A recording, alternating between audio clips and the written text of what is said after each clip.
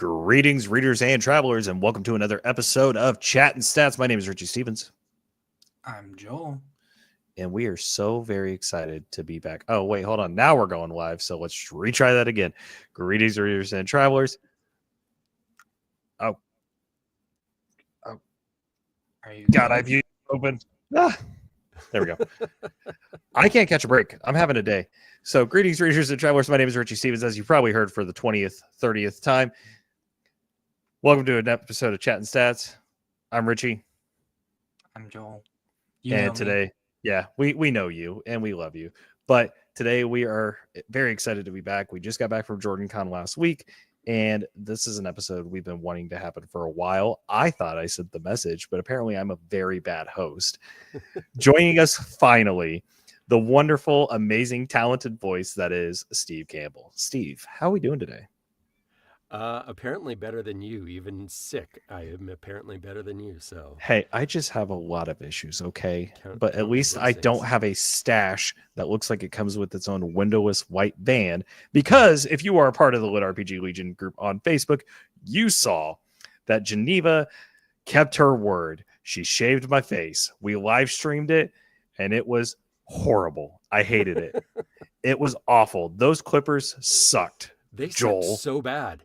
They were awful.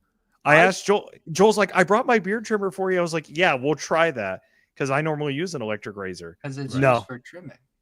Yeah, no, it didn't trim anything. It was ripping. Yeah. There was no trimming. It was straight ripping. That needs to get thrown out, that thing. It is no longer working. But no, I got a whole makeover at JordanCon. I got the fresh haircut. I got the fresh shave. I'm feeling a lot better. I'm feeling more like myself. Fantastic. Thanks, Geneva. Yeah. I hate you. Anyways, we are here today for one reason and one reason only. That's to talk some audiobooks. And the chat is buzzing. I see everyone over there in the chat. I will try to get to everyone as soon as we can. But Steve, hey, you're our guest of honor today. I'm a guest of some honor, I guess. No, you are the guest of honor. So why don't you tell us a little bit about yourself? Oh, boy. What can I say that hasn't already been said in every other thing that I've talked about? I love audiobooks. I've listened to audiobooks for years and years and years, and I was a huge fan before I ever became a narrator.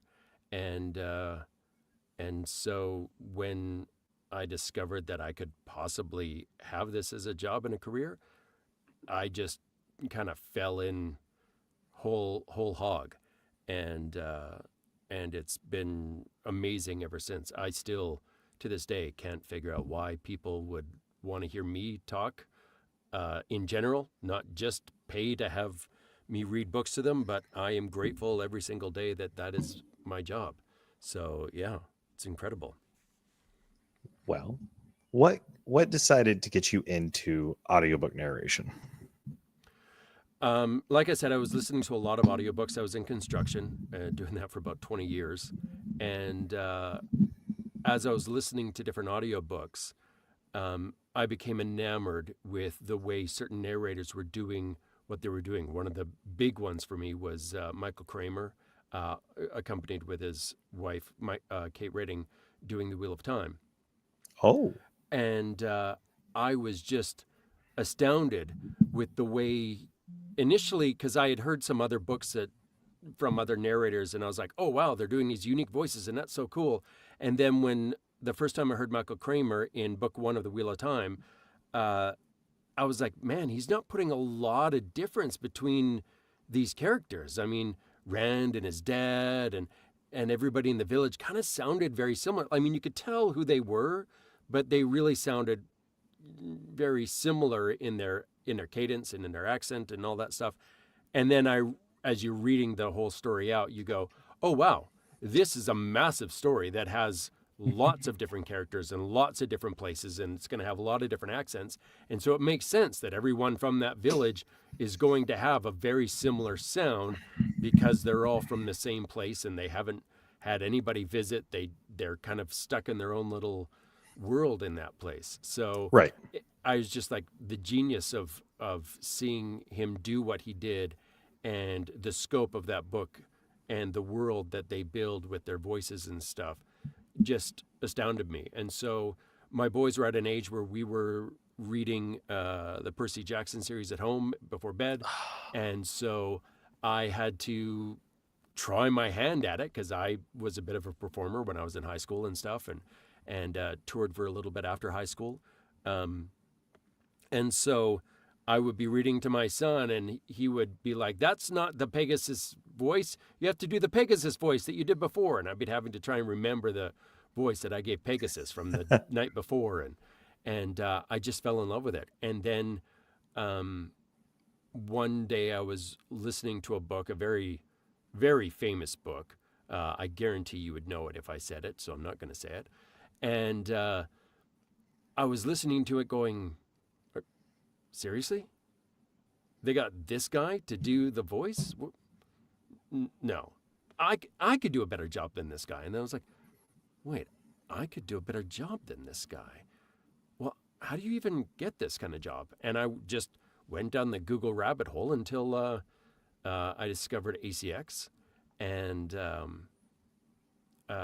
went and grabbed a microphone. And I actually first, on my iPhone with my earpods, using GarageBand, I went into my closet because I'd done a bunch of research on how they do audiobooks and what's going on with it and all that kind of stuff. And nobody knew. My wife didn't know. I pretended I was going to the bathroom or something, and I just would go into the closet, surrounded by all the clothes in the walk-in closet, and recorded the first chapter of Alcatraz versus the Evil Librarians by Brandon Sanderson. And ooh, great book.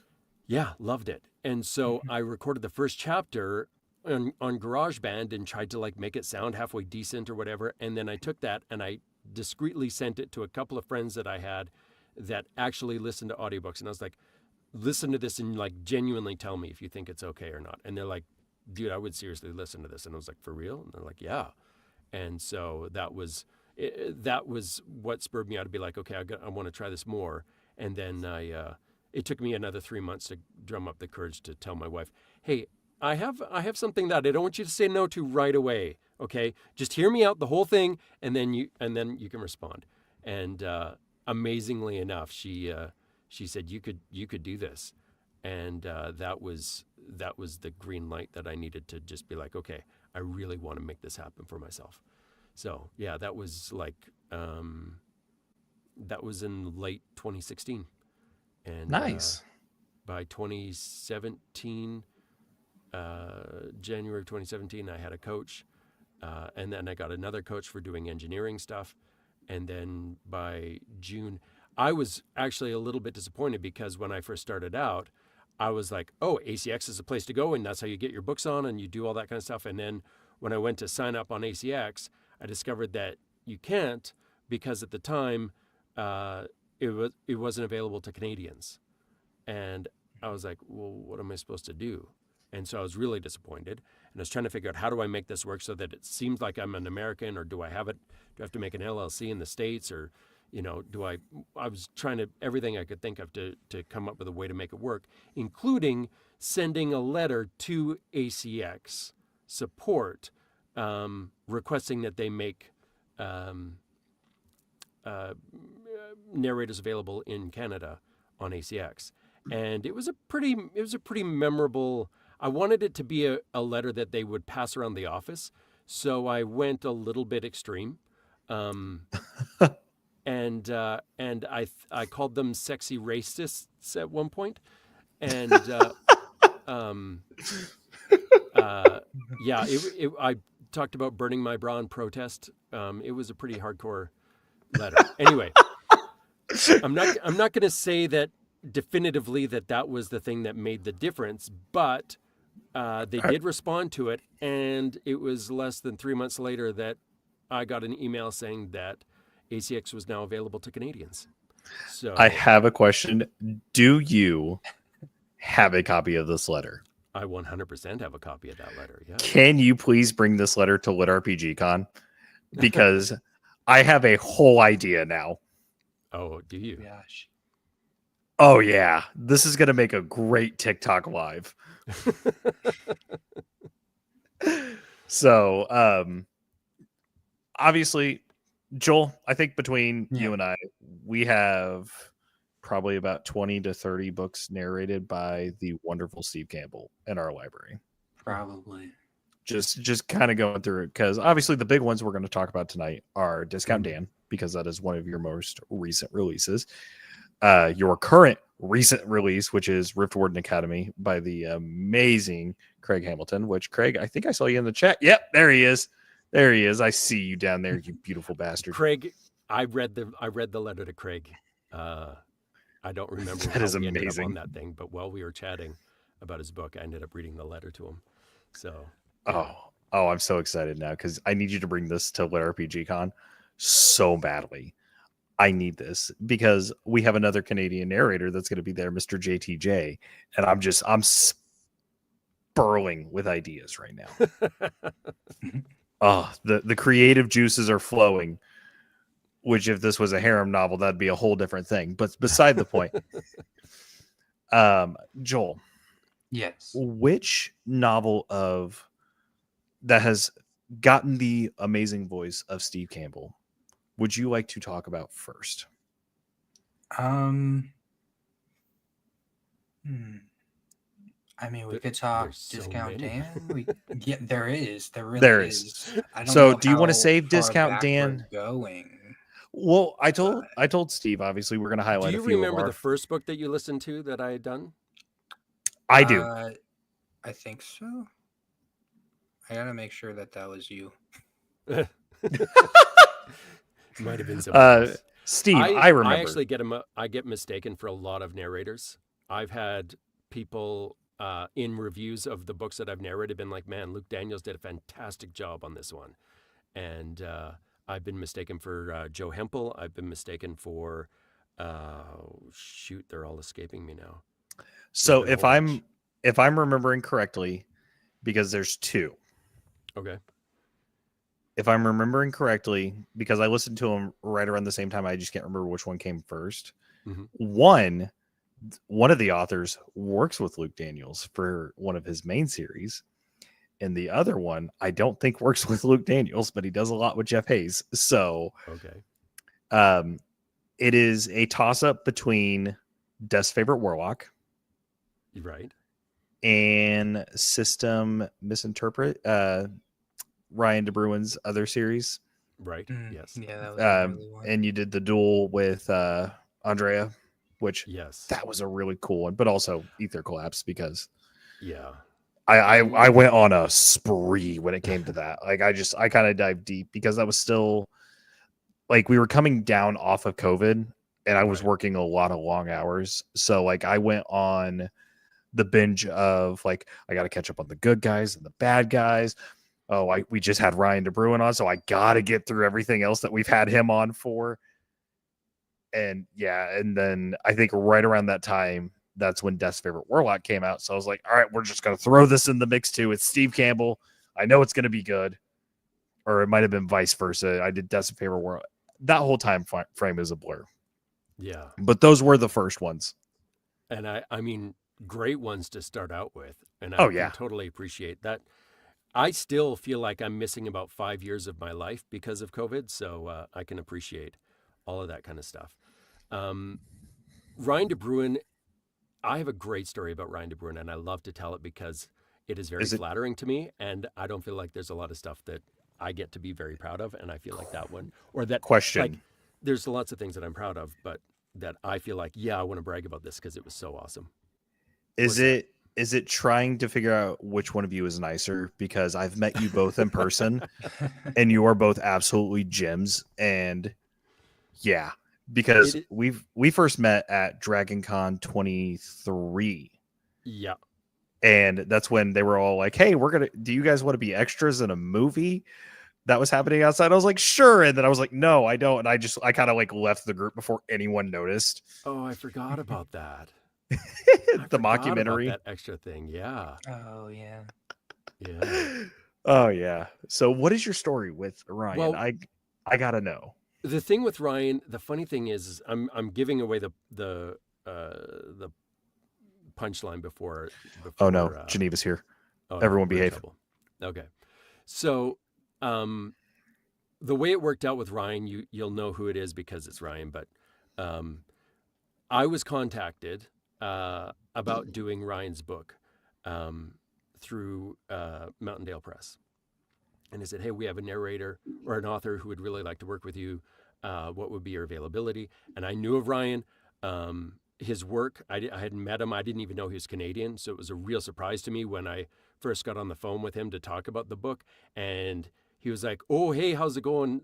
So about this book. And I was like, wow, you're Canadian. Holy cow. Because I'm used to, when I'm talking to authors, I'm used to hearing an American accent. And so when he started whipping out his Canadian accent, I was like, very jarring for me, even though I hear it every day. So when I was contacted, they said, we have to tell you this is an amazing story because, as you said, Ryan de Bruin had Luke Daniels record his other series, Ether Collapse. And so when they contacted me and said, hey, would you like to do the series? We have to tell you, Ryan contacted us and said, I know exactly who I want to be my narrator. We need to have a person who sounds exactly like this.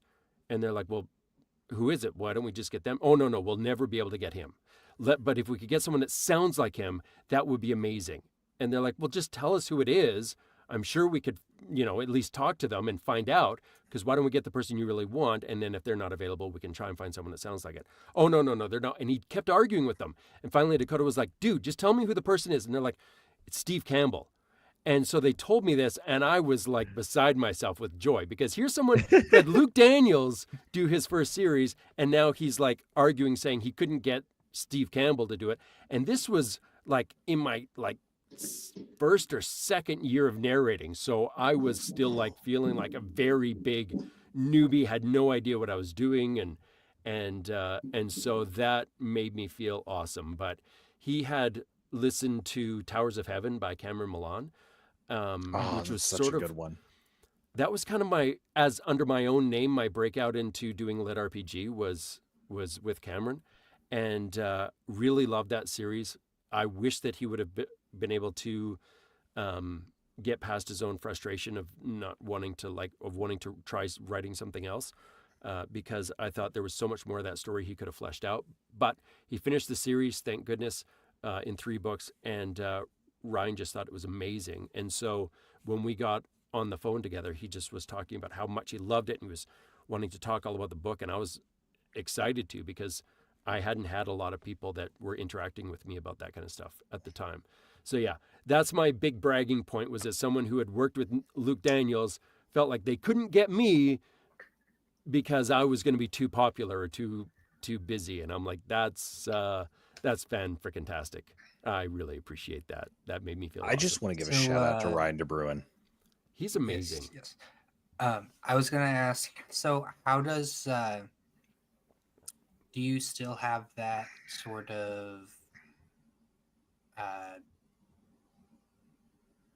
like not quite big as you think you are now? Like the thoughts in your head that are just...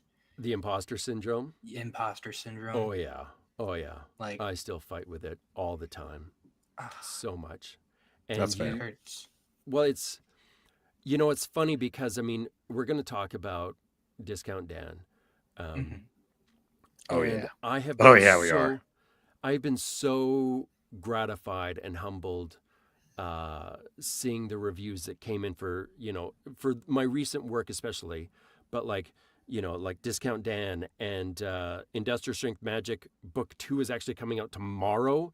It's already available on pre-order, and the reviews coming in for that one, talking about doing when I'm doing a series, because before I did System Misinterpret for Ryan de Bruin, we did the Ether Flows, which is the side series, the spin-off series, prequel, I was going to say, it's more of a prequel to Ether Collapse. Of Ether Collapse, which is a Luke Daniels book. And then I had also developed a relationship as a fan of Terry Schott.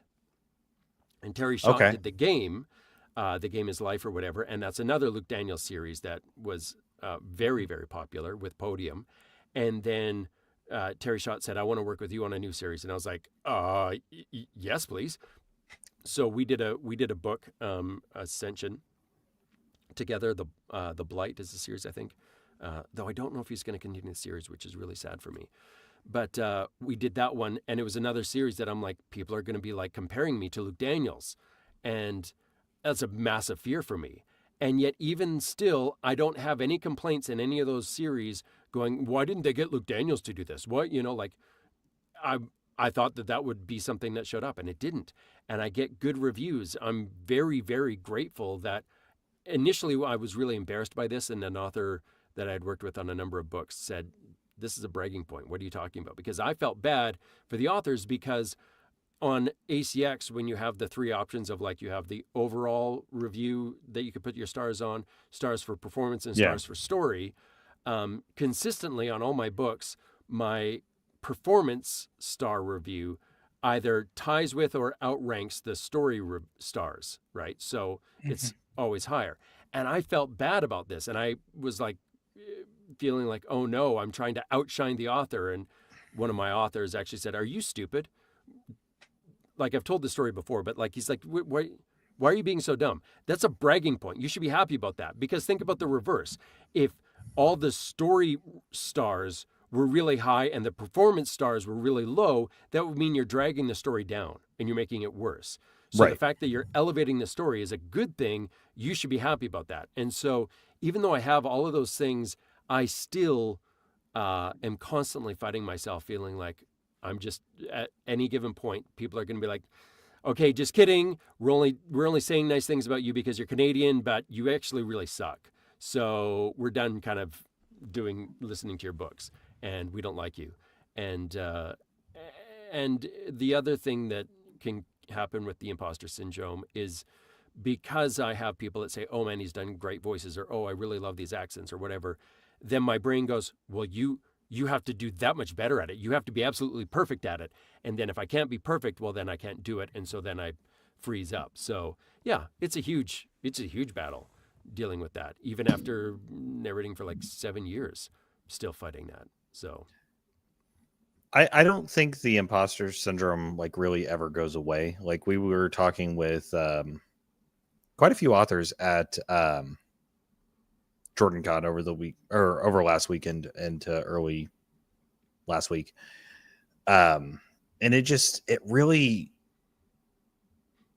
sits that, a lot of people are like, oh no, we've not made it. We've not made it. Like we shouldn't be where we're at. And it's like, you guys are all here for one reason and one reason only. Your books fucking rock. We do this show because we love your books. We love the work that you guys do. Oh God, we said his name too many times. Look who entered the chat. It's Ryan DeBruin. This has been the Ryan DeBruin show. This is now the Ryan DeBruin show. So, but like, I think that's what makes the genre very wholesome as a whole at the moment, is because it's still growing. Everyone's still doing their thing. The imposter syndrome is still there, I think, for 95%. Unless you're Matt fucking Dinniman. So, but even Matt Dinniman, I mean, who has a right to have a massive ego right now, doesn't have an ego. Like, he's still very down to earth, very cool to talk to. I had lunch with him at Dragon Con, and he just sat and hung out with me. We shot the shit, and I messaged him a little while ago because, funny enough, my son, who I wanted to get more into reading, and he's not really into reading much of anything.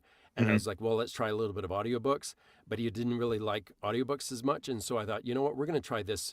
And so we started listening to Dungeon Crawler Carl together. And I was not aware at the time at how mature some of the themes were in the book series, but he just leached right onto it and really loved it. And so we've kept going with it. And for his, I think it was in grade 8, he had to write a book report. And so he wrote a book report on Dungeon Crawler Carl. Oh, no. For school. All right, hold on. I want to highlight this really quickly. To you guys, he is. To me, he's an asshole because he keeps telling people to send me feet pics, and it tortures me. So, yeah. To be fair, I've suggested that people send you feet pics. Everyone has because of Matt Denneman, and that is just. So, anyways, that's beside the point. Yeah. I'm just here for. I sent Matt a notice saying, "Hey, my son used Dungeon Crawler Carl in a book report," and he says, "Dude, you let me know if the teacher doesn't give him a fucking A, because I'll come and talk to them." And he did. He actually got an A Geneva on the book report. So now that's awesome. That is glorious, because, and usually that is what I send people, like, to get their introduction. It's like, because I work with a lot of people and, you know, in customer service, and I'm usually listening to a book or something on break, or if I don't have anyone in, I will be like, oh yeah. And they're like, oh, what were you listening to? I was like, oh, it's a book in a genre called lit RPG. Not a lot of people know about it. And they're like, isn't that like that Dungeon Crawler? I was like, just get out. We don't support Matt Denneman. No, actually go get Matt's stuff. Ryan, please, only to Joel, not me. I thought we were best friends. I might cry now. So I see Craig asked a question, and we'll get to that in a minute. So I love this genre, and this is why we do the show. It's our love letter to the genre. We're gonna try to switch things up. After this month, we're gonna reformat the entire show and try something new. But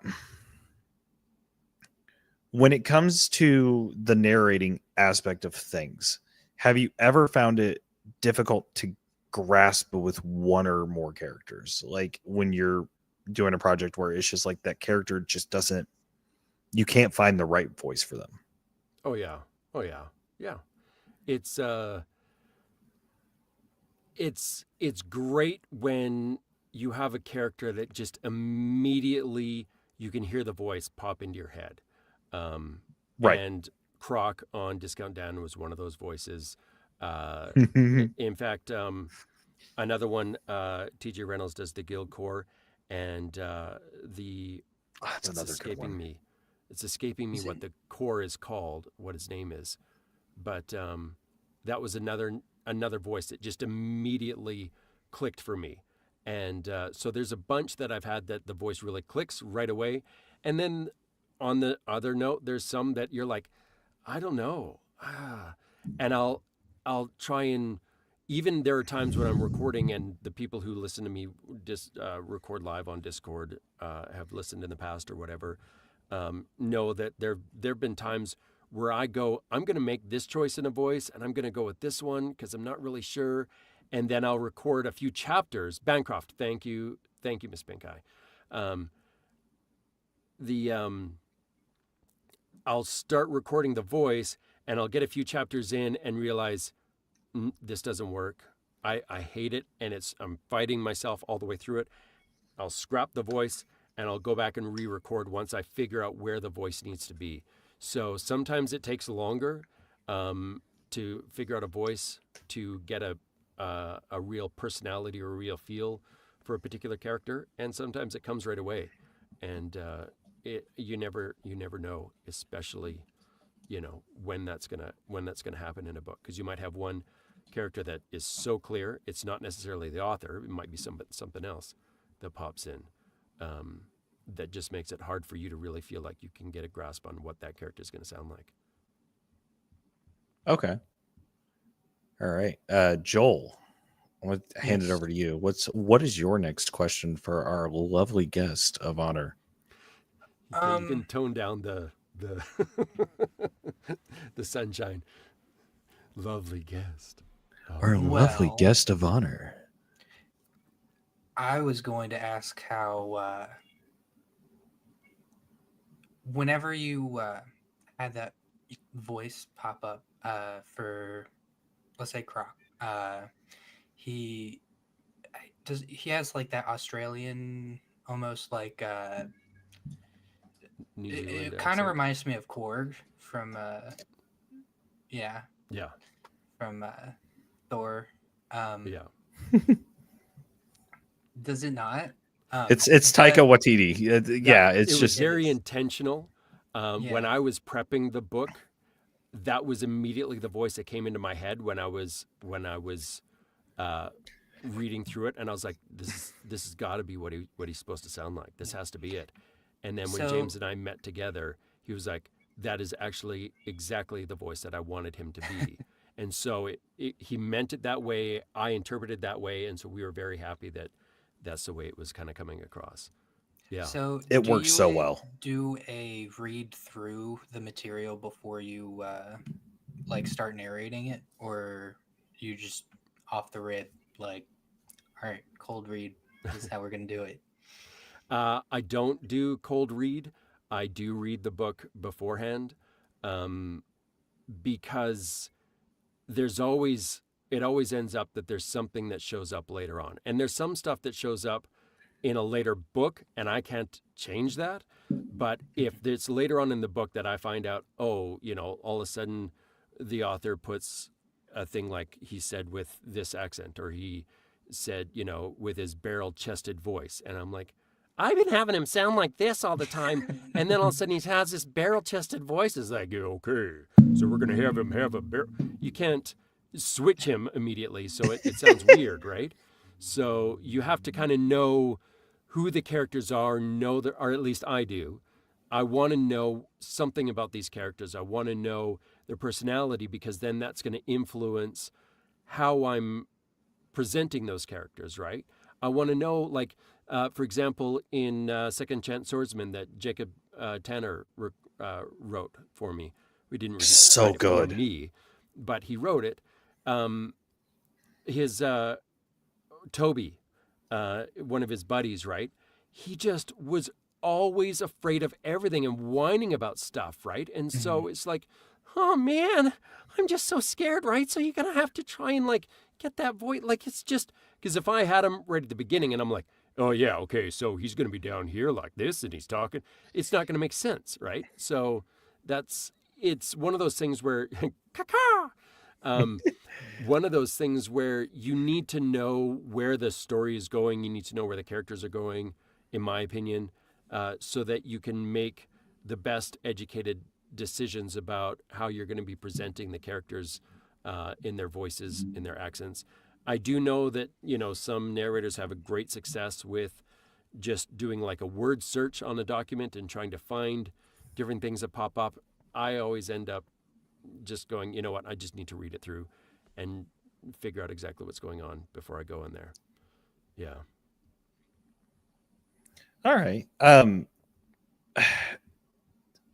The character in Second Chance Swordsman that you were just talking about, Toby, is that his name? Toby? Yeah.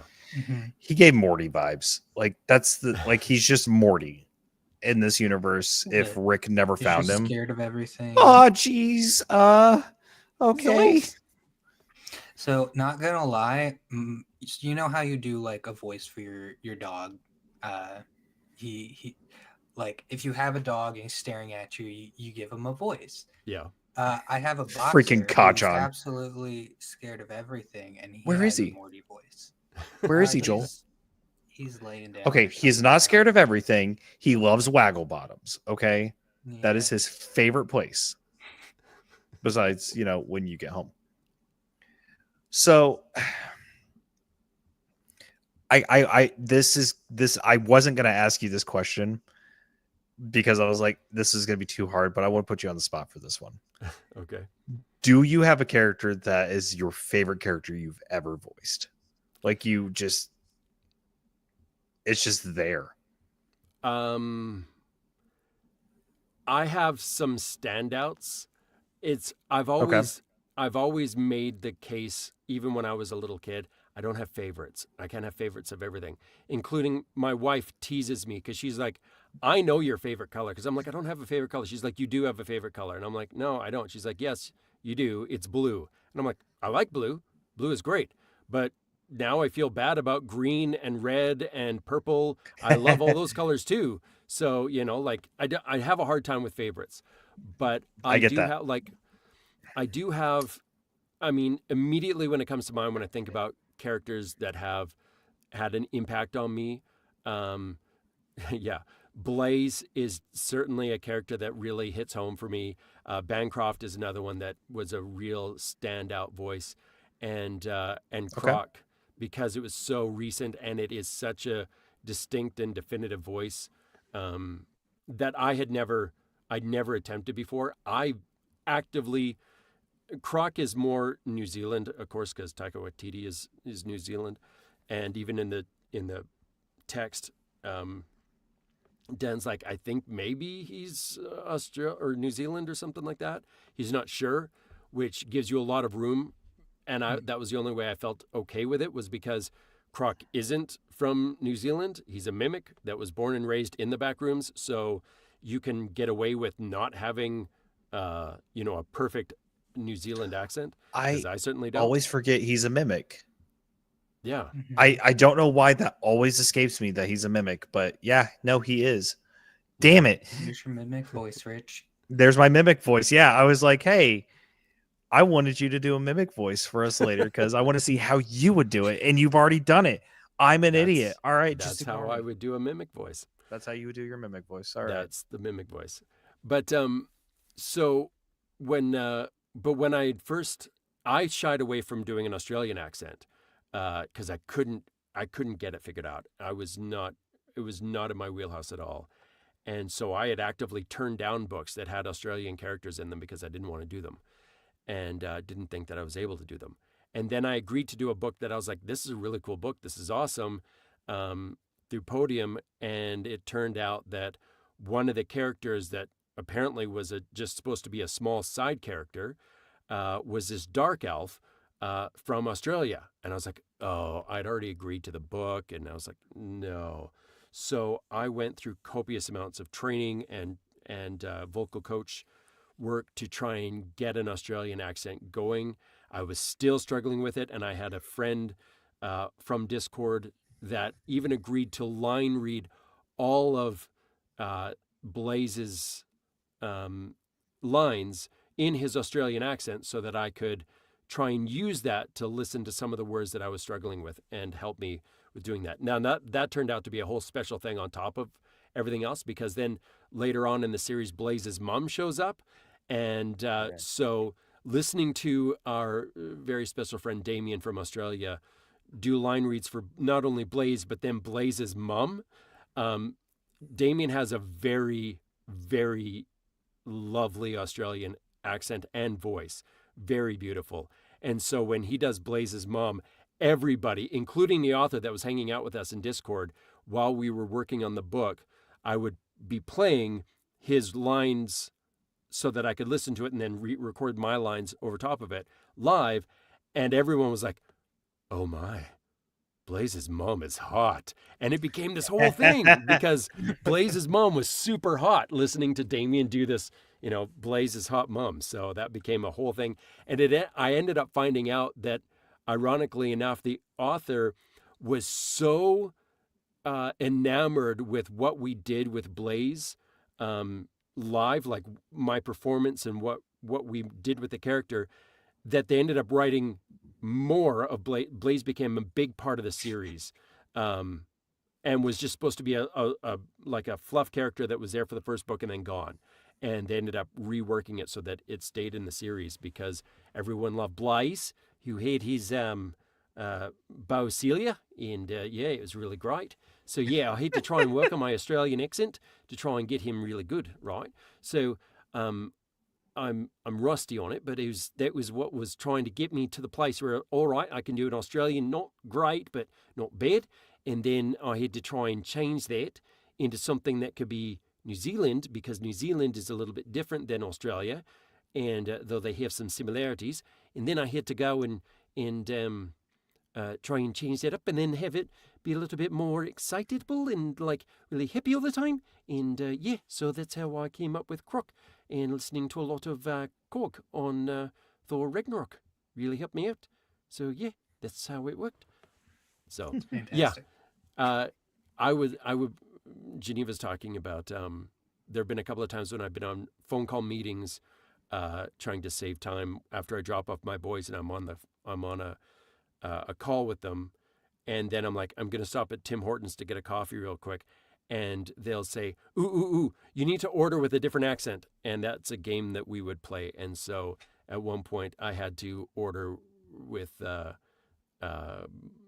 my Australian accent. And I think we've done an Irish accent.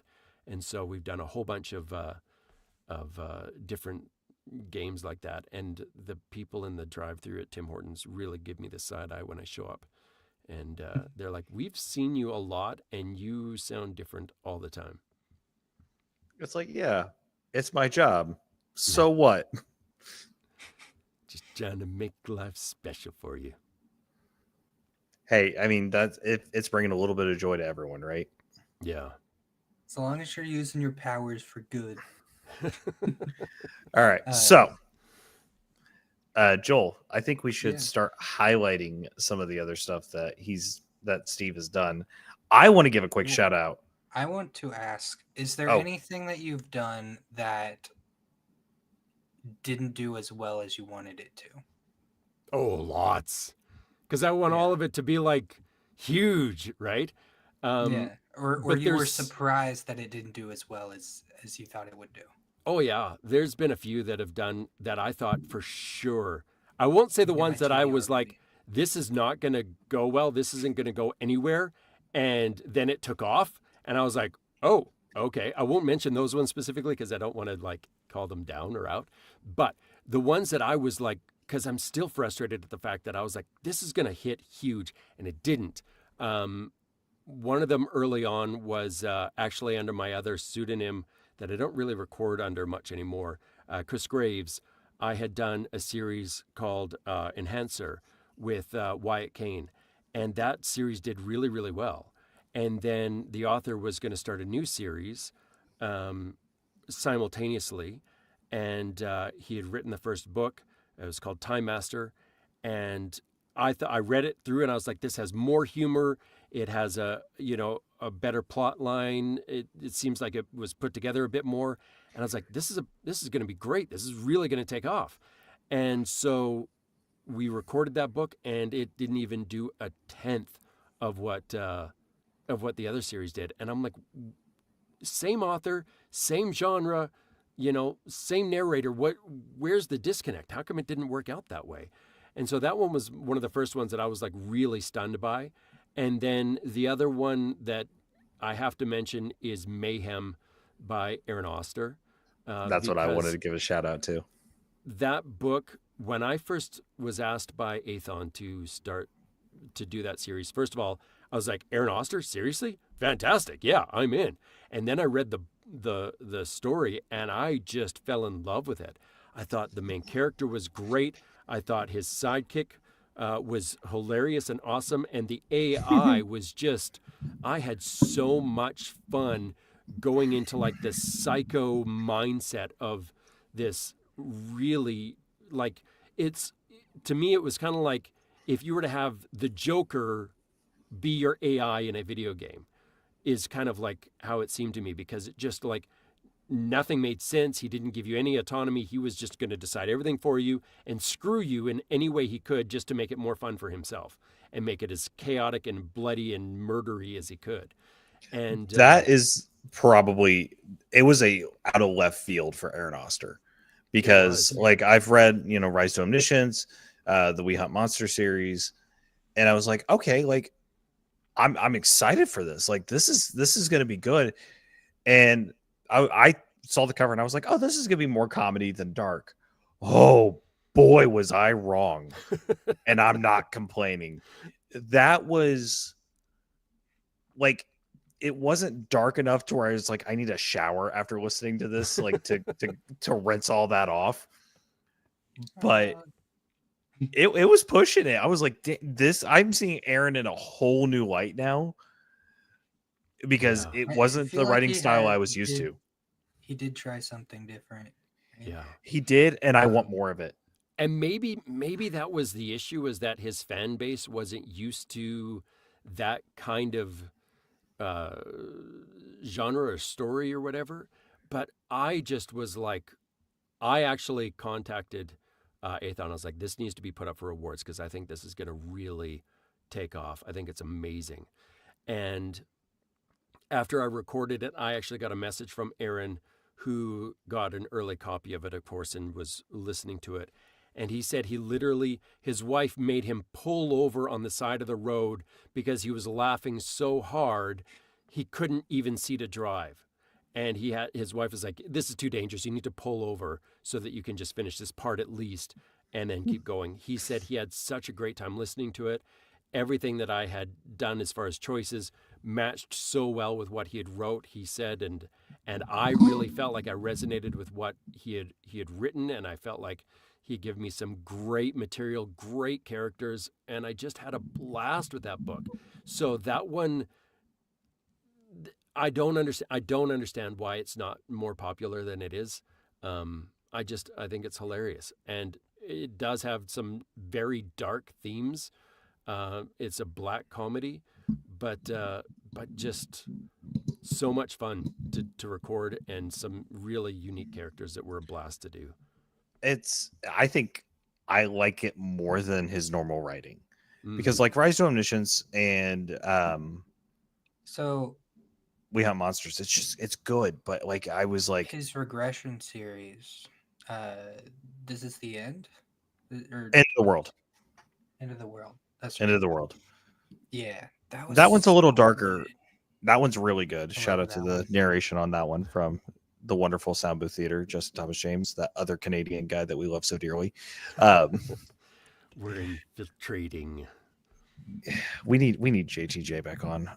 JTJ, we love you. Reach out. You delight. But Mayhem was just one I was not expecting. Like, it was so out of left field for Aaron, and I loved it even more. And also, Chip's voice. Do you want to tell everyone who you based Chip's voice off of? Well, it wasn't my choice. Oh, that was at all. No, that was it is in the text technically. It is, and it was actually part of the audition. It was a requirement to the audition that he needed to listen to how I did that voice. I had no idea who the character was. I had to look it up because I never watched the show. That makes it even better. So for those of you who don't know or haven't listened to the book or whatever,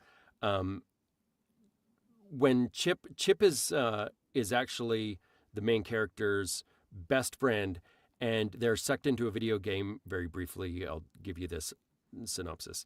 They're sucked into a video game that they voluntarily play, they're really excited about, and they're choosing their avatars, and the main character is on his own for a little bit, and then when he finally encounters his best friend very early on in the story, it is a hamster, like a chipmunk, and yet the chipmunk, he says in the text, he's like, Chip, why do you sound like Principal Lewis from American Dad or whatever? And I'm like, who the heck is Principal Lewis from American Dad? And so I had to go and YouTube who Principal Lewis was, and I started listening to clips of him, and I'm like, oh my, how in the hell am I going to pull that off?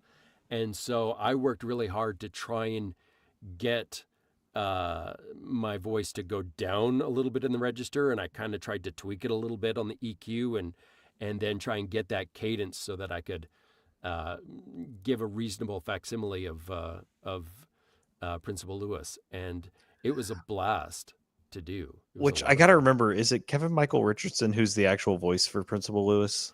Oh man, now you're really I think it is. My brain. I think it is. Right, but because I love American Dad. It sounds like if you were to take Barry White and Mr. T and smash them together, is kind of like how I see, because he loves the ladies and is a bit of a chauvinist that way and just wants to romance the ladies, and yet he loves violence and wants to like bash some skulls in. So yeah. Well, and the scene that always throws me off guard because I know it's coming and I'm not ready for it is when it's not long after they get Bessie the cow, and he's in the middle of the fight and everything, and he's like, I'm not going to make it out of this. I'm not going to make it out of this. Little does he know that Chip has climbed the tree while carrying Bessie and just throws her. Yeah. And then you learn that he's got a couple of really neat perks. Like, he might be super strong. Yeah. He can wield that really nice blade, but he's got a pocket dimension. And he just throws Bessie in there, releases her, and she ends up crushing the mob to death. And well, I was not like, only that, but Bessie is suddenly gets a taste for blood, right? And so becomes like a little bit of a psychotic cannibal, and just it's a bloodbath, literally. Her beautiful rainbow colored horn, or unicow horn. She's a unicow. And just skewers everybody with it, and it just munches on them all, glorying in eating all of these people, and is no longer interested in grass. So yeah, it's a fun book. It's a crazy series. If you're looking for your next listen, like one of your next listens, of the 3 that we're going to be talking about here in the next few minutes, this is one of them. This is one I'm going to say, run to Audible and pick it up. It is a great blend of dark and funny. It is like that really inappropriate dark humor joke that like a family member would tell at Thanksgiving. And it's like, I shouldn't laugh at this. I feel horrible for laughing at it, but here we are. But it has it has elements of reality to it as well, right? Because I mean, when you're talking about the struggles of the main character and how he's dealing with all the, I won't get into all the nitty-gritty details, but like the challenges that he's stuck with in having to do all of these things, these horrific, challenging things, and how it affects his psyche, right? And then when he encounters the elves and what happens in the tent and that kind of stuff, that really, like, that's when I was like, oh shit. Okay, we're dealing with some real stuff here. Yeah, okay. No. And that's, I'm trying to be a little bit more critical about things when it comes to the book instead of being like an over glorified fanboy, which is what I feel like I've been doing. That one there was the one where I was like, I don't really know how I feel about it. Like, it wasn't my taste. It went dark. It went dark. It added the humanity there. And I mean, maybe this is a challenge, right? Like, you mean, you want to talk about fanboys, being a narrator and then loving lit RPG just in general. But then also, by the very essence of my job, if I'm hating on a book that I'm recording, maybe I shouldn't be recording it, because my job, my responsibility is to bring that story to life in the best way possible. Exactly. And so what I try and do, even if it's a book that I'm like, struggling with the writing, or I'm struggling with the grammar or the editing or whatever, which happens. You're not going to love everything about every single book. But what I try and do is focus on the positives and try and look for those things that I can love about a story, so that when I'm recording it, I sound interested and excited, because you can tell. I don't know if you've had this, but I've certainly noticed it when I'm listening to a narrator record a book, and you can tell when they did not enjoy recording that book. Some of them are able to mask it better than others, but the reality is, when you're like, ugh, it shows in the recording. And so I try and keep that mentality of what I love about this story and make it genuine. So I'm not trying to like lie to myself. This is genuinely what I like about this. This is genuinely what I like about these things or whatever. Keep that in the forefront of my mind, so that when I'm recording it, I'm genuinely excited and interested about what I'm recording. And so now that I have, like, that stays with me for a little bit, but as time gets removed and I'm thinking about it again and I can look at it a little bit more critically, if I'm looking at that book and I can see what you're talking about, because even in recording, it was like, this is a really tough scene and this gets really dark. But when I look at the reason, like, it wasn't just dark for no reason. It wasn't just gratuitous for no reason. There was, it really is giving you an insight into what is evolving and shaping this character and who he's becoming, because of what's happened, and it allows him to do some of the things that he needs to do later on, and for better or for worse, it's going to, if the series continues, because good Lord, it needs to continue. I need the next chapter. Like I really do. And it's really going to come down to like if it can get some popularity going and gets a ball rolling, because Aaron loves it. Aaron loves it. But if you see where the trajectory of where the story is kind of going and what's happening to his arc, it makes sense that was, as much as it sucks, it was necessary for his character to develop in the way that it needs to develop, right? So that's my opinion on it anyway. Joel, you're awfully quiet about this book.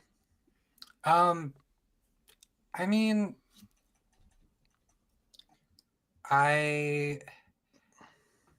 it was a fun read, but it wasn't like Aaron Oster's usual writing style. Right. So it, I guess it didn't connect with me as much as like I would have liked it to. Right. And I don't know.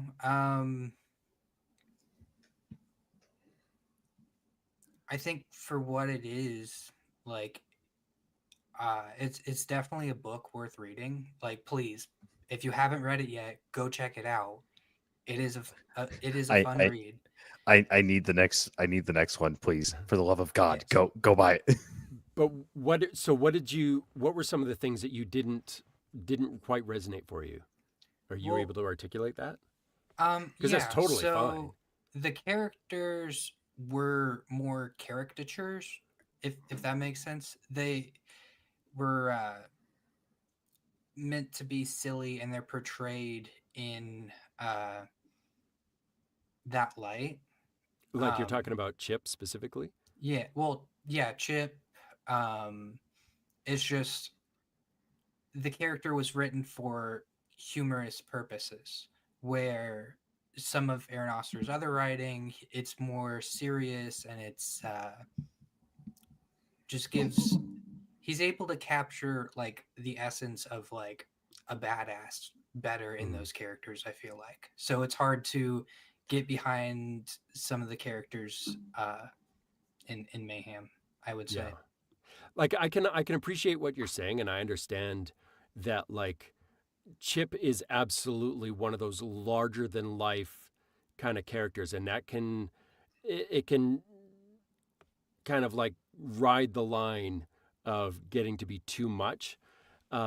What I tried to look at Chip with when I was trying to understand who he is, it helped me more in the fact that the contrast of how the AI treated Chip as opposed to how he treated, I can't remember his name now. Ben character. Ben. Right, Ben. Ben. Yeah. And so the way the AI treated Chip, in contrast to the way he treated Ben, and the stuff that Chip got, and how he was, like lauded and praised because he was exactly what, or was doing exactly what the AI was wanting, and going to those extremes, was kind of the contrast and the point that was where those things kind of resonated for me, and like that's why he's so extreme. That's why it's working for him, because as much when he leans into that, he gets rewarded, right? Yeah. So he's getting rewarded for that extreme behavior, those really out there kind of moments. And on top of that, I don't like when you meet Chip for the brief time that they're outside of the game at the very beginning. I don't know about you, but I've actually had friends like Chip that are very much like that, and so to me, he read a lot more real, because I know guys that are 100% have zero game, but talk about the ladies all the time. Yeah, Joel, like, I swear to God. I wasn't saying anything, Richie. Okay? I knew it was coming, though. I knew it was coming. You were going to be like, it was Rich in high school. No. So there are narrative reasons why the character is the way he is. And Mhm. I can definitely appreciate that. I love when authors write in like why things are the way they are. Mhm. Um, I But to me, that would was a lot more like, show don't tell in the way yeah, he yeah, yeah. handled that, in my opinion. And to go off that, so whenever I read lit RPG, I absolutely despise whenever a character starts feeling like a punching bag, if that makes sense. Because it Right. goes to why I read lit RPG. I read lit RPG as like a fantasy. It's an escape.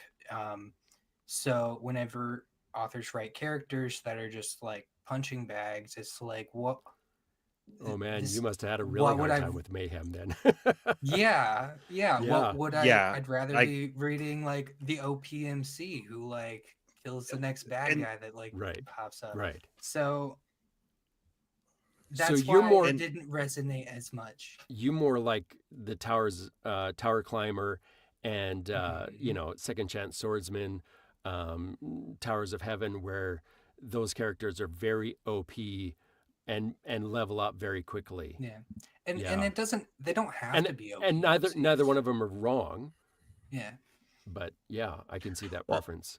I was gonna say like talking specifically with like Aaron Oster's characters and everything like that.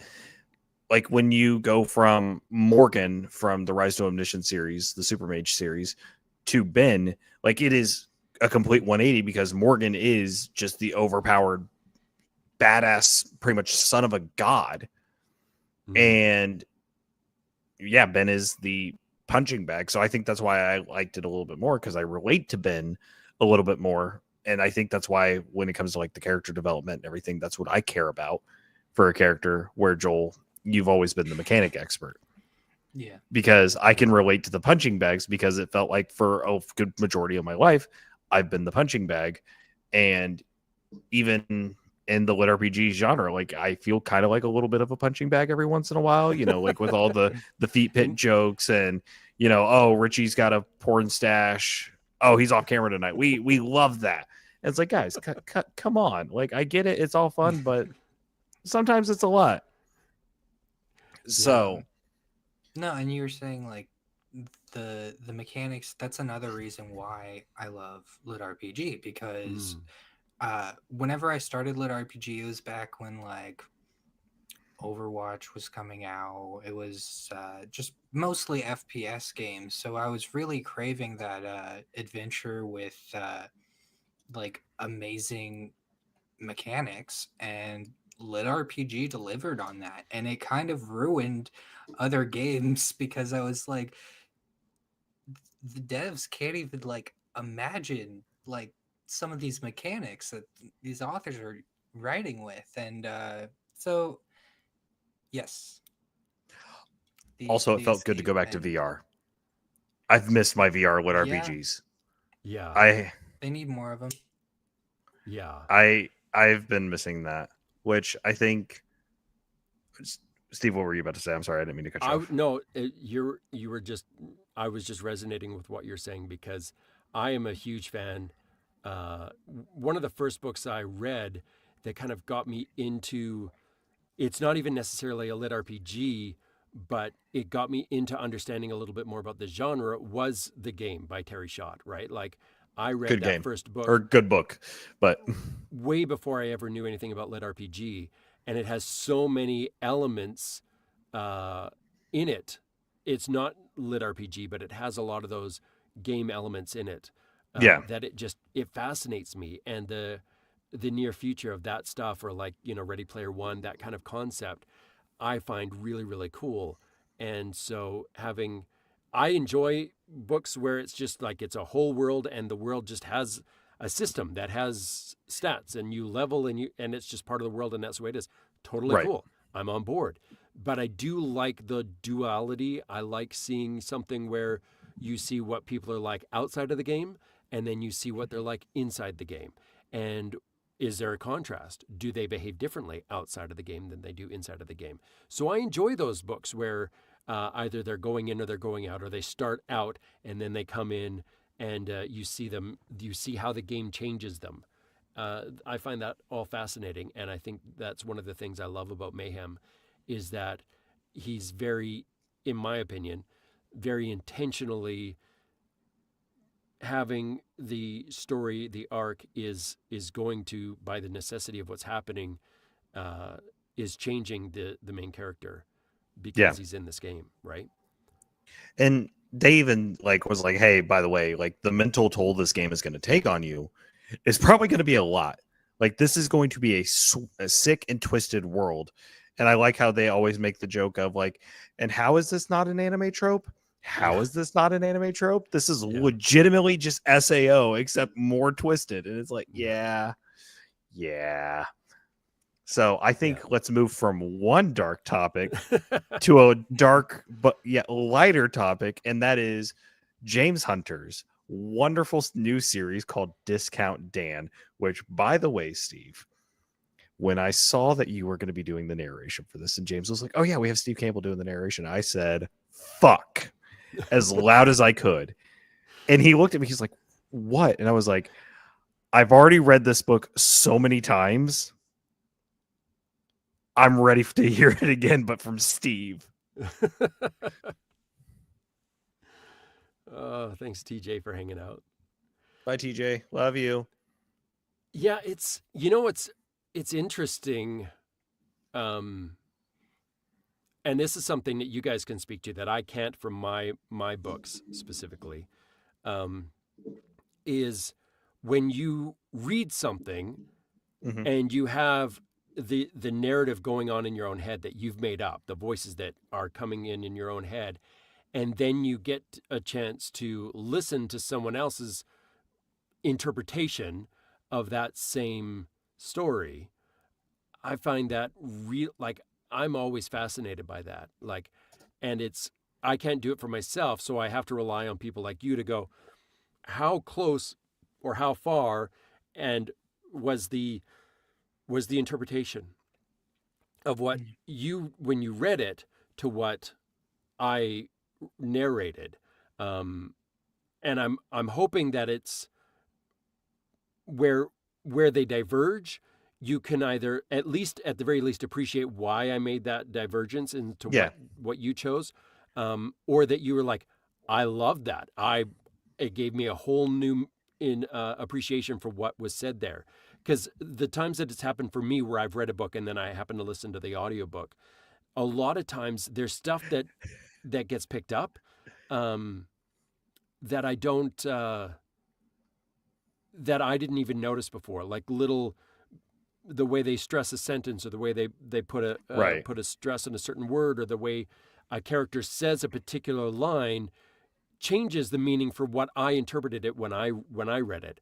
And sometimes I'm like, oh no, that's not what I thought it was. And then other times it's like, ooh, I never thought of it that way. Wow. Okay. And so that's the great challenge that us as narrators, the great responsibility we have, is to hopefully honor the text so that we're honoring the intention of what the author actually wrote and not rewriting the story with our interpretation. But at the same time, you look at Brandon Sanderson, he has said that his book is never complete until someone actually reads it, because as we're talking about, that lens through which you read it is how it's interpreted. And so, I've even had authors who have sent me messages going, there was one in particular where I had done a character that was a queen ant, that while it was one for Chris Graves, so it was like one of those male fantasy harem type books. And so the queen was laying eggs the entire time she was talking to the main character.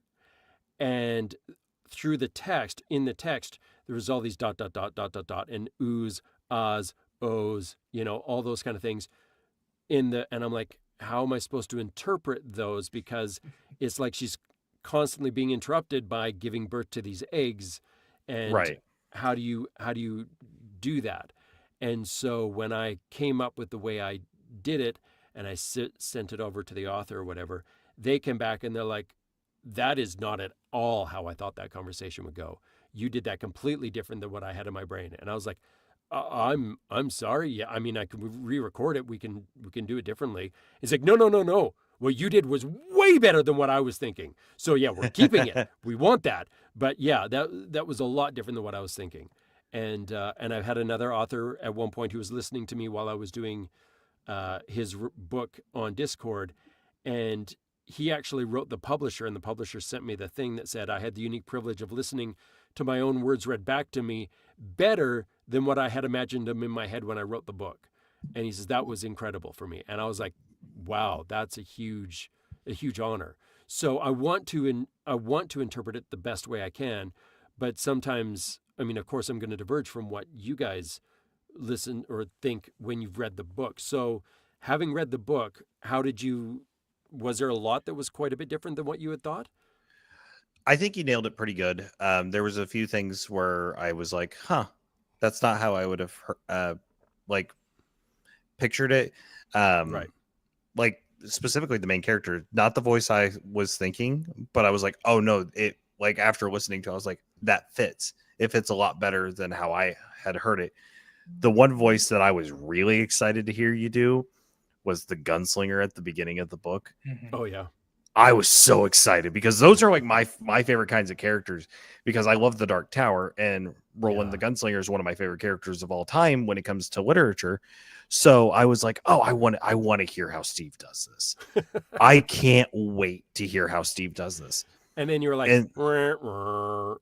no, I was like, that's perfect. I was like, that was what I wanted, because like we were talking about Luke Daniels earlier, mm-hmm. and what Luke Daniels like really exceeds as are those gruff characters, and the gunslingers are always the ones I look forward to hearing when it comes to like a character he has. Like if there's a gunslinger in the book, I'm like, woohoo, let's go. Yeah. So well, I mean James had made such a... Sorry, go ahead, Joel. I was gonna say, well, just talking with you, like in your normal voice, you have that gravelly gravitas. Mm-hmm. It's like sort of hidden. I'm sick. No, it's like sort of hidden in like your normal speaking tones, but just seeing that dialed up to like 11, you just I think you nailed the gruff cowboy voice. Well, I appreciate that. Thank you. I really thought about that one because he was so descriptive in how, when James wrote that, the description he gave for the voice, how it sounded, was very specific, right? Like he talked about, I can't remember the exact line, but something about it being a voice that hadn't been used in a really long time, and it was like dust yet gruff. It was all of these things that he had put in there, and I was like, how do I interpret that? And what do I want to make that sound like when I do it myself, right? And there's like the Skinslayer Monarch, or whatever his name is there. How do you do that kind of voice, right? The Flayed Monarch. Yes. Because I mean, you have these gigantic, monstrous creatures that show up, and in fact, we're working on book 2 right now, and James has said that his final battle that he wrote is probably the best writing he's ever done. And he's very extremely proud of it. And having read it, I feel like he's justified in his pride. And the boss there, it's a little ways away. I'm still mulling over, and I'll give my boys a ride to the bus. And then I'm in the car by myself on the way home. And I'm just trying different voices and just playing with, how do I make this sound like this? What am I going to do? We've not read any of book 2 yet, because I think James was posting it on Royal Road. And when we had James on, he said he was posting, but I was like, I want to hold off because and this was before he announced that he was, you were doing the audio for it and everything. I was like, I'm just going to wait for the actual like paperback copy, because he gave Joel and I early copies of Discount Dan for, he gave them to a Jordan Con last year. I was unable to attend, sadly. And I'm at the point where it's like, okay, this is one I cannot like do a week to week reading or a day to day reading. I have to gouge it all at once, because I've learned that with James writing, it's not a like, oh, I'm going to listen to this much and stop. I'm going to listen to this much and stop. Oh yeah. It's a start to finish. Like when it came to his Rogue Dungeon series or the Vigils Bound series, I was devouring them because I was like, these are some of his best writing. When it got to Discount Dan, I was like, this is the masterpiece that James has been needing. Like all of his books, I've really enjoyed. There's a few things I would change, and there's like system wise where I'm like, that's not really my forte. I think it was really the system and Viridian Gate Online that really didn't click with me. I liked the story, but I didn't care for the mechanics. And a lot of the characters, I was like, they're okay. This one, I'm like, oh, hell yeah. James, this is it. This is your golden goose right here. You got this. And it's so good. It is so good. I was so honored when I was approached to do this series. And when I found out more about it, I was just over the moon excited. And I have had a blast working on the series. I've had a blast chatting with James about the series and working on different voices and different. We went through 3 different iterations of the AI. We worked a lot on different things. He had sent me multiple, like very, very different versions of how he saw that AI voice going, and so we were changing even up until like I was recording the book and we were making changes and edits. Damn. And well, yeah, but it's been a blast. Just as of right now, I just looked it up on because I was curious to see where you guys were sitting at 4.7 stars with 314 ratings on Audible. That is awesome right there, and I can only see that number going up because this is one where I'm like, it's not my intro to lit RPG where I would recommend it, but I'm like, okay, once you get a few books in and everything, kind of learn the mechanics on how like the books format go and everything, go to Discount Dan. You want to do Dungeon Crawler Carl? Cool. After you do that, you still want that little itch, Discount Dan. That's what you need to do right now. Joel. I had never played like Backrooms games. Mm-hmm. So whenever James was describing this book to me, I was like, okay, but like I've seen like videos of people playing Backrooms, but so I like had in my mind what he was talking about, but I never like played. And one of the things that I absolutely love about this series is the items. Like they're focused around like early 90s memorabilia and like go ahead and give us your favorite, Joel. But they take them like times 10 in like how epic they are. It reminds me of like if me and my best friends from like elementary school were imagining like play fighting, like I use this and yeah, like it definitely brings back those vibes. But yeah, like Rich said, one of my favorite items, because this will showcase how what I'm talking about, is the gavel of get fucked. Yes. And so the description of this item, it does a percentage of their health as it like an ability. And if it kills them, it does like AoE damage. So it is like OPAF, and it still has like slots for abilities to go into. But yeah, they just turn the craziness up to 11, and it's such a good book. I'm so excited for the rest of the series. This is one where I'm like, it's going to be the new, like, hey, you're looking for your next read, Discount Dan. Discount Dan is what you should read next. If you haven't, you need to. I hope so. I hope it does really well because I would like the series to continue on for a long time. James has a very definitive arc. He knows where he's going with it, and he's going to finish that arc. But he does have, he says, more story beyond that if it maintains its popularity, that he would love to continue on with it. So he and I both talked about really wanting to push that series hard, because it is such a great series, and we are so proud of it and very excited about it. Well, I should go ahead and mention tonight's sponsor of this episode. I'm kidding. I'm kidding. I wish we were that cool. But James did a really good job with this. Like, yeah, there's a few things where I'm like, I got to really sit down and like form the analytical, like critical review of how I want to talk about it. Is it a perfect book? No. Is it still a fantastic book? Absolutely. And it's good. It's good. And I give it, I would say on a scale of the 5-star rating, I would give it probably about a 4.8. Like, there's a few things I would, tweak about it. And I got to really sit down and go through my notes on what I've done for the book.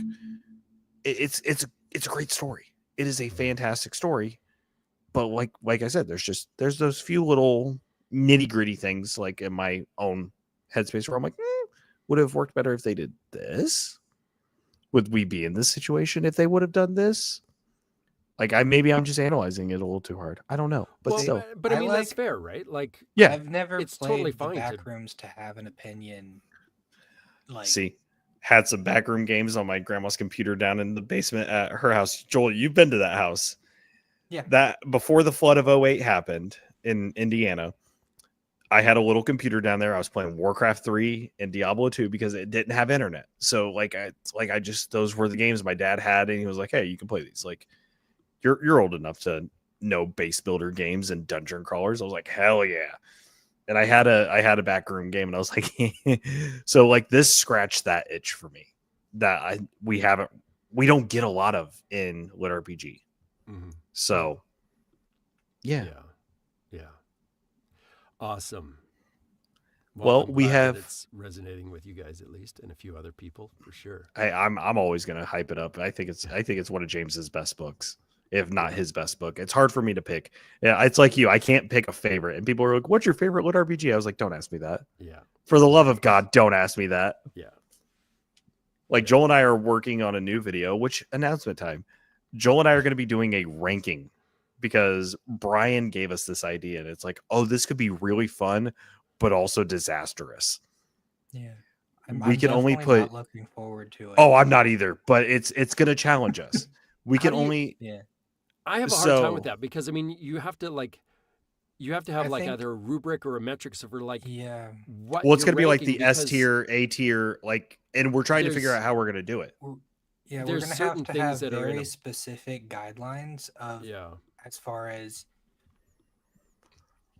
how we're comparing them. So are we focusing on overall? Like the best lit RPG today, or like when the book came out? Is it like and you might have like what you, and this, I mean, everything's subjective, right? Because you'd be like, I love the as you were talking about, I want an OP main character with lots of mechanics. Some people don't want that as much, and they're like, exactly, I'm tired of a whole bunch of OP characters. I want somebody that struggles and has a harder time. And then other people are like, no, I don't like. So I don't know. Well, and it depends on what mood you're in on that particular day as to what book you're going to really love or resonate. Exactly. And on the drive back from JordanCon from Atlanta to Indiana, Joel and I talked about this like in depth on how we were wanting to do it, because it's going to be a hard video for us to do because, one, we don't like hurting anyone's feelings. We want to say everything's great. We love you all, but it's like, no, we need to sit down and actually do this. It's a challenge to us for us switching from an actual show.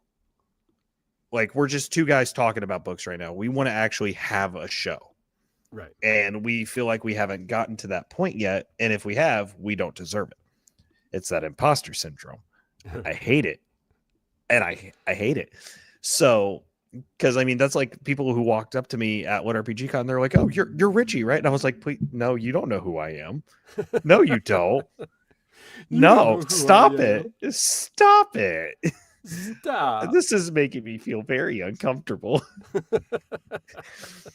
But it's like we can only have the rules were given to us. You can only have 10 per rank. So for the S rank, you can only have 10. For the A rank, you only have 10. And when you put it there, you can't move it. Ooh. So Yeah. it's really making us think on like, so it's like, hey, just as an example, Dungeon Crawler Carl, F tier. You know what though? No. You know what would be kind of fun to do with that? And we're way off base on like talking about, like, we're just off the rails here chatting.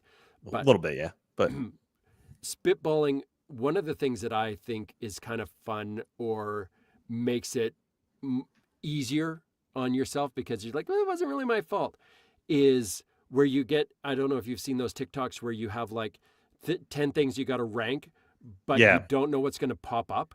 And so if you were to have like a randomizer, a randomizer that gave you a bunch of lit RPGs, and it gave you one, and you're like, you have to decide where it goes on your ranking system without knowing what else is going to be coming up. And then being like, oh, that's really good. Let's put that at like 2, or, oh, let's put that.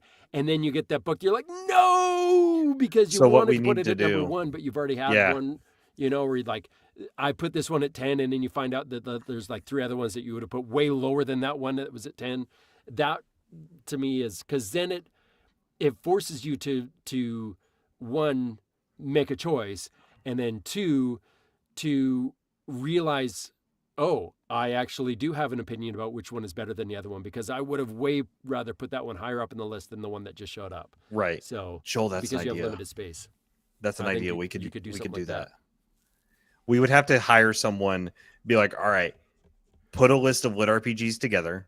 Ask us like, aren't there like, there's got to be some sort of like system or AI or randomizer thing where you take a whole bunch of covers, throw them in there, and have. Well, this way we don't know what's on the list and what's coming. I know. You have lit RPG. You have like grab a mother load of lit RPG. There's like books, like at least 1,000. Throw them in there, and then create the randomizer, and you don't know what's going to pop up, and you got to put them in their categories. Oh, and rank them. We're gonna have to do that.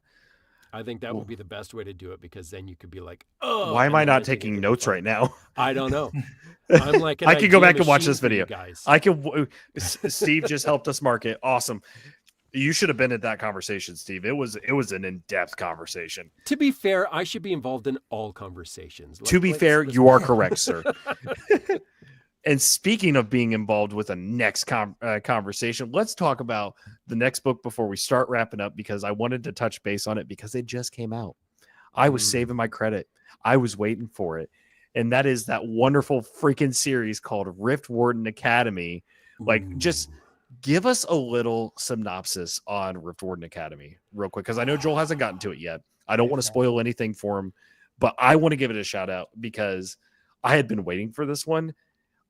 I love Craig Hamilton's writing, and all I've read from him has been his System Apocalypse series. And I was like, I don't know how much of it's him, how much of it's Tao, like how the co-writing thing works. Right. This showcased his talent, and I was like, oh, this is good. Is it a perfect book? No. Is it still a really fun book? Absolutely. Yeah. Yeah. This, man, how do you sum it up? Because we see you, Craig. Involved. Yeah. Whoa, 77 says he just finished it today. That's fantastic. This, so Rift Warden Academy is, it's kind of like Earth, but it's like, basically what happened is there's, a rift that opens up in space. You could say space-time, maybe. Even, and all of a sudden these creatures start coming out, and they're not really benevolent, and so Earth kind of goes into an apocalyptic crisis, and it has to figure out how on Earth it's going to survive when creatures and monsters and other things that are coming out of this rift are very much beyond the scope and power of what Earth has has capable of dealing with defensively or offensively. And so this is kind of the aftermath of that, where they've figured out how to make it work for themselves, and they're trying to rebuild civilization, but the planet's almost been completely decimated. And now there is a city that has made itself prosperous enough that it was able to have refugees and people coming to it to try and survive and to live, because everything out on the planet is ready to destroy and kill you. And they needed people who were going to be willing to fight the things that were coming out of these rifts. And so they had these wardens who were doing that, but they needed to create the next generation of those people. And so they built an academy, sort of like a police academy, sort of like a school that was training the next generation of wardens. And this has been going on for a number of years now. And there is our main character, Garrett, is not from the inner city. He's from the outskirts. He's very much an outsider in so many different ways. And he has to scavenge a lot in order to be able to live. And so when you first encounter him, he is at an age where he's, late, I can't remember now, I think he's late teens. But he's at an age where he's been going out enough to hunt, not only for food, but then also trying to find scraps and things that he can sell or trade to get enough money to survive. And he's entirely on his own. He's doing this, and one of the times that he's out trying to make this happen for him, he runs across some of these wardens. And one of them is like ready to kill him. Like they're not impressed with this guy just running amok out there. And then suddenly he does something that kind of makes an impression on the lead warden. And that guy goes, "You need to go to Warden Academy and go into the training." And he's like, "I'm not going to be able to be in there. They won't let me in there." Because in this world, in this society, the people, it's become a situation where the elites are wanting their kids to be these wardens, and so they're kind of like paying for them to go, so no one's even giving attention to anyone that isn't part of the inner circle, as it were. And so when he eventually is given, he's commanded, basically, he's going to be in trouble if he doesn't go to this training. When he shows up there, he's looked at as a total outsider, like, you do not belong here. You are not good enough to be here like the rest of us. And so it is an uphill battle for him to try and prove not only that he should be there, but also prove to himself that he is strong enough and capable enough to be there on his own. And what happens at the academy, what happens in his personal life, all that kind of stuff is just so well written. I've really enjoyed the character. I feel like they're very three-dimensional, not just him, but even the side characters are very three-dimensional. And I'm excited for where the series is going to go. I think that this book one really lays some great groundwork for what could be a very long and prosperous series, with a lot to do, because there's a lot that is interesting about this world that Craig has built. And and so I'm excited for it. I'm excited with the way he has crafted Garrett, because it seems to me that although there's aspects, Joel, maybe you can speak to this if you agree, aspects of Garrett being kind of OP, but not so OP that like nothing is beyond his capabilities, right? Like he doesn't have plot armor. He's not just speeding through it a lot. A system behind it, or is he just like the items he gets? Where's his power coming from? Oh, Joel's not read it yet. Yeah, right. I forgot about that. So here. How about this? Go ahead, Richie.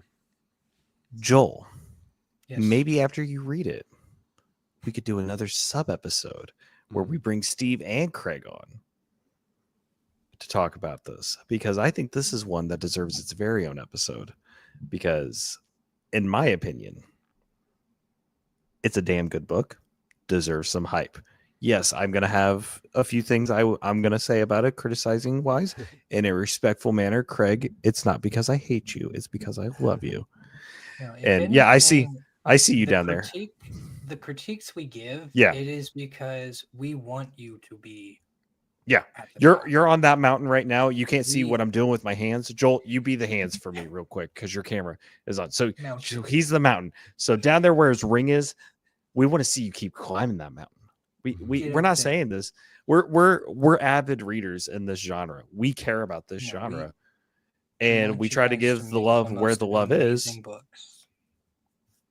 But there's no such thing as a perfect book. There's absolutely no such thing as a perfect book. No. And we're not authors, so it might fall on deaf ears. Who knows? Like, it's just like, hey, this is our opinion on the book, and that's it. Yeah. So we're going to be trying something a little bit new. We're going to be stepping away from live episodes and be doing recorded episodes for a little bit longer, just because the live episode stuff has kind of burnt me out a little bit. I don't know about Joel, but it's going to be easier to do time management and everything with recording. And then that way also, the UK crowd doesn't feel left out, because I know there's some people over across the pond that are like, damn, I can't watch it. I'll have to catch the live or the recap. And it's like, let's make it fair for everyone. Let's drop it, and then we can also edit it, make it a little bit more cleaner to get it back on the podcast apps and everything. So, because that's one thing we're trying to restructure the entire thing leading into Lit RPG Con. So awesome. Yeah. Hi. But thank you so much for having me on here. Oh, I really appreciate it. You're welcome. We have one more thing we want to shout out really quickly now that it is officially announced. I know you haven't started production on it yet, but there's a little book coming out from they're kind of a publishing house, I guess. I think it's Legion Publishing. Are we talking? Yeah, Maxwell? I think the author's name is Ryan Maxwell. Maxwell. Maxwell. No, Ryan Maxwell's Grand System Bending is going to be coming to Podium Publishing, and it's narrated by the one and only Steve Campbell, which I'm excited because I was sitting there and I was like, Steve's interacting a lot with these posts recently. Am I putting two? And I went, hey Ryan, because this was on Thursday when we got to Jordan Con. I was like, Ryan, is Steve narrating? He goes, so he figured it out. I was like, I put 2 and 2 together because I was thinking it was either going to be Steve Campbell or Jay Baraz, but I hope to God it's not Jay. He's mean to me. But no, I'm really excited. It comes out September 30th? Oh, you're putting me on the spot. I'm going to look really quickly. I have a poster of it. It's framed and hung up, and I'm really excited about it. I am so excited to do that series. I'm nervous about the series because he has referenced a lot of very specific people in the series, and I'm like, how is that going to work? Okay. Hey, it's okay. You could be Daniel Wisniewski and have to voice both Joel and myself. So, well, apparently I might. So we'll see. Oh shit. We'll see. September 30th, 2025 from Podium Publishing, according to audible.com. I'm really excited. Are you going to be doing any live narration for it or anything in the I have gotten the green light from Podium that I will be able to put this one live on Discord. So yes. I will absolutely be recording that one live. I'm excited when we're ready to start.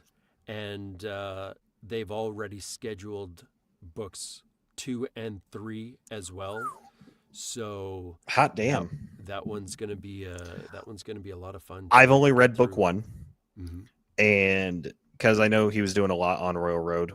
I stopped after book 1. That's kind of my thing with Royal Road is like if book 1's really good, I'll read it, and I've learned my lesson that I can't do the waiting. Like I'll support a Patreon as much as I can, but I can't wait for the next. I have to just boom. I just got to go with it and everything. So. Yeah, I'm excited. Awesome. I'm excited. I look at my schedule of what's coming up and what I'm working on and go, this is friggin' awesome. I get to work with amazing people who write amazing books. that I would just read for pleasure, and I get the great responsibility and privilege of bringing their books to life for audio, and it's so much fun. And the collaborations that I get to work on are just incredible. Industrial Strength Magic 2 that comes out tomorrow. I can't wait. That the first one was so good. It was so fun to play with and get to work with Sound Booth Theater on that series and do my very first voice effects book. It was a huge learning curve. And then book 2, we've added Andrea Parsnow and Catherine Lauren Winkle to the cast as well, and broadened out the scope of everybody coming in. Justin was like, we got to give poor Annie a break because she has so many characters. And I was like, yeah, she really does. And then I did a map out and I was like, wait a minute, this is hardly fair. She does have a lot of characters. I think it was like 77 characters that she's voicing. Jesus Christ. For this series. And then, but then when I looked, Jeff was doing 5, Justin was doing 5, and I had north of 300. And I'm like, okay, how come she's getting like 77 and needing a break and I'm getting like 300? And you're like, yeah, you're good. Just keep going. It's okay, man. That is the perfect JTJ impression, just so you're aware. No, I picked up the first episode on the Sound Booth Theater app for the cinematic portion. I was like, oh, this is good. I've learned my lesson also there that I need the full thing before I start buying. Because I'm like, that's how they get you with the free episode. Damn it. And then I'm like, yep, nope, there goes part of my paycheck because I'm supporting Sound Booth Theater as always. So, but I think that's a good note to end it on. We do our fun little segment at the end of, hey, what you been reading? So, Steve, other than the stuff you do for work, have you read anything recently that you want to give a shout out to? What did I just read? I have to pull it up here. So, of course, I have a couple of books that I read being that, like, when we get in the car, when we're going somewhere with my boys, they each have a book that we listen to together. And so, as I mentioned before, my youngest son and we are listening to the Dungeon Crawler Carl series. Love it. So we're almost finished book 6 and very excited for book 7 that just recently came out. And then my oldest son and we bounce around through a few different series that we kind of get caught up on. And so the latest one that we're on, which is going to be for a while because it's a massive book, is the Stormlight Archives, Brandon Sanderson. What's the latest one called? Wind of Truth. Wind of Truth. There we go. I wanted to say name of the or Wind and Truth. I think it's a chunky book. Rothfuss. It is. It's huge. So we've been doing that series. We did like the Brent Weeks, all of Brent Weeks stuff. We've done lots, but and then personally, there was one that I had just tried personally for when I'm on my own. Oh yeah, I tried out. One of my favorites was Beware of Chicken. I totally binged that. Went Good through one. all 4 books like so fast because I just thought it was amazing. And of course, the main character is Canadian, so all those Canadian references were really hitting home for me. And I was like, oh, that's why they flew all over my head. So yeah, that one's been a blast. I just recently finished listening to that series or catching up to it, and it was brilliant. And I got on the horn with Travis, and I was like, dude, he did such a good job. Shout out Travis. Shout out Travis. We love Travis. So, how's it? How do you not love Travis? The guy's amazing. Just a great person. Okay, I'm starving, and we're gonna start wrapping up. A few minutes ago, where my wife is like, "Hey, we have pizza here," and I'm like, "Son of a bitch." Oh yeah, my Five Guys got here right before the show started. I was like, crap. That's gonna be cold now. Oh, I'll just warm it back up. It's fine. Joel, really quickly, run through your list. Mainly just First Line of Defense. I got book 1 and 2 by Benjamin Curie, and then I wasn't able to read the books we were talking about earlier because I was reading Azeroth Healer book 5. Hell yeah. So yeah, and then before that, Theft of Decks, and then we were at Jordan Con for like the Shout out longest time. Lars. And Shout out Lars. Love Yeah, Lars. but that's pretty much what I've been reading. Richie, go. Downtown Druid by CB Titus just came out right before Dragon Con, and I was listening to that. Really fun. Or not Dragon Con, Jordan Con. Really fun. I'm just going to speedrun this. First Line of Defense, Rift Warden Academy, Return of the High Mage King, and also, oh, great, I was reincarnated as a farmer because I needed that itch, and we got to hang out with Ben at Jordan Con, and it was a lot of fun. So yeah, that's my quick little list. Oh, and the Halfling Harvest by Steve Rowland, SL Rowland, because we love him. And yeah, so I want to thank everyone for tuning in to an amazing episode of Chattin' Stats.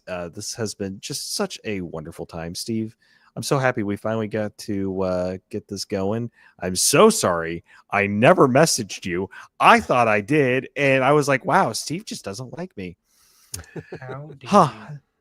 I am the worst. So if like I ever said, hey, I'm gonna reach out to you and I never did, guys, please message me. I have a lot going on in this head. Brain go burr. Okay. Yeah. But please join us.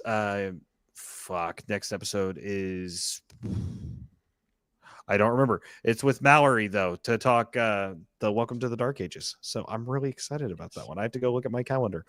But yeah, Steve, thank you so much. Go get your dinner, man. And everyone, right. thank you so much for tuning in. We hope to see you next episode. Bye. Ciao. And